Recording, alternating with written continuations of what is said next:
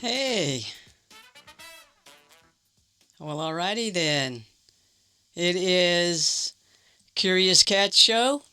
I'm LK, Lucky Cat, and this is Lucky Cat Wisdom, just where I share with you some personal insights, really that come out of my daily devotional time.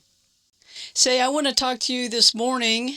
It is morning when I'm recording this. I don't know when you're listening to it, but it'll be morning when I record it, which is what I like to do. I like to record these little sessions in the morning. I want to talk to you about morning routine. And I'd like for you to participate, and I'd like for you to put down in the comments what morning routine do you have that helps you to keep on track for the rest of the day, that puts you in the right frame of mind for you to go out and do great things in your life. Tell me about your morning routine. I'll tell you about mine. Now, my morning routine is about putting in the big rocks. Get those big rocks in first.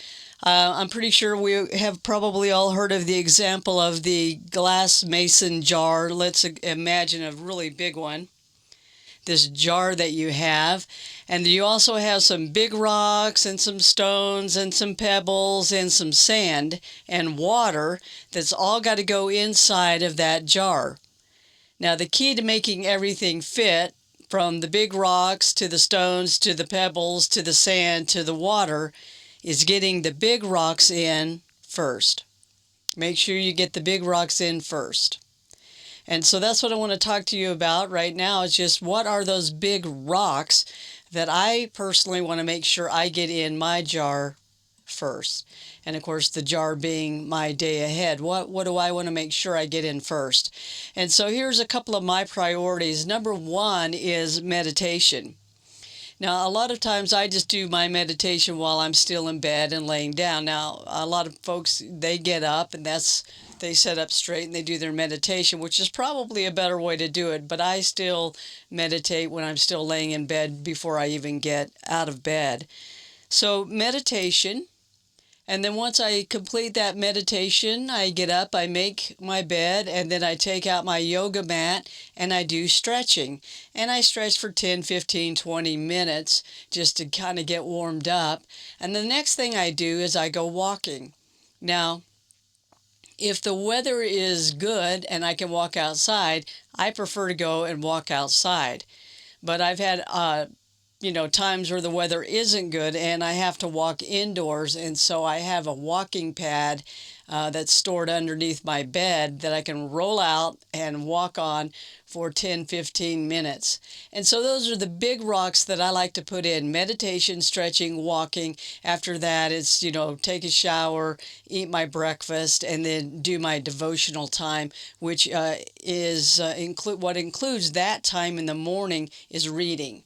Now, I'll watch some YouTube videos throughout the day if I have the opportunity on other great teachings, but in the morning I really kind of like to set aside that time for some reading. I've been reading this book called This Thing Called You by Ernest Holmes, the founder of Science of Mind, or religious science.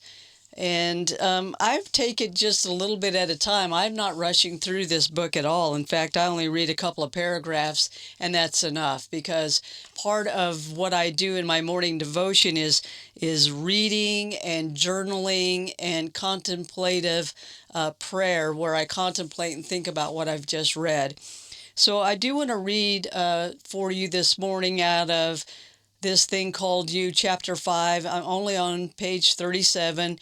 This is kind of picking up from where we left off when we were talking about faith.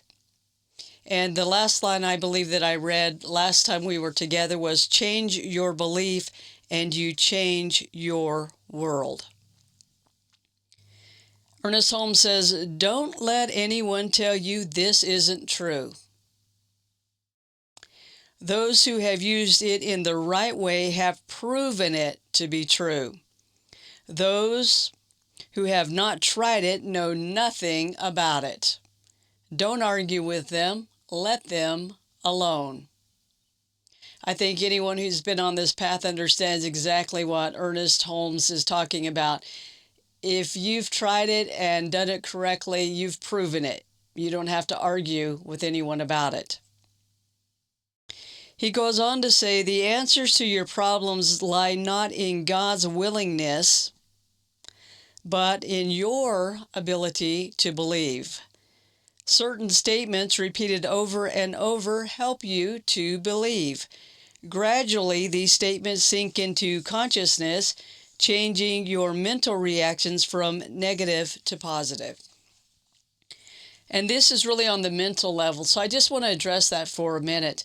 I think that this, and I know this to be absolutely true, that statements that we repeat in our mind and we say over and over kind of get into our consciousness and into our awareness and help us to really believe and help us to change our mental reactions from negative to positive. But I also know that there's a deeper spiritual level in which we really need to have that connection with God, with Spirit, with the divine, with the universe. And that's where I think meditation is paramount. You really need to have your meditation time where you feel that spiritual connection so that when you make affirmations, I feel like they're more likely to land with you. In other words, you're really preparing your soil to receive the word so that the word can produce the fruit. And he says, say these words. So let's go through this together. The law of good is continuously operative in my life. I'm always equal to any task set before me. I am confident of my ability to meet every situation. I can solve every problem, overcome every difficulty.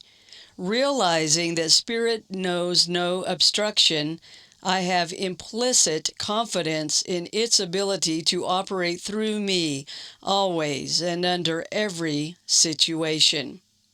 Implicit confidence, meaning you don't have a doubt or a reservation that the Spirit is going to work through you in every situation that you come up against. Always and in every situation, the Spirit will be there because the Spirit knows no obstruction. There's nothing Spirit can't overcome. The Bible says, with God all things are possible to those who believe, and be it unto you according to how you believe, and so forth and so on. So anyway, this morning on Lucky Cat Wisdom, I just wanted to talk to you a little bit about morning routine and find out what your morning routine is. What helps you stay on track? For me, it's meditation, stretching, walking, getting a shower, eating breakfast, doing my devotions, reading, journaling, and sharing. And that is what I'm doing with Lucky Cat Wisdom. To kind of wrap it all up and bring it all in is this moment of sharing with you on Lucky Cat Wisdom right here on the Curious Cat Show. Remember, we're the only one that curious cats ask for by name. Play the outro. Play it again. Well, that's it. That's all on the Curious Cat Show. I'm LK Lucky Cat. Thanks for joining in. I hope you have a fabulous day. This thing called you.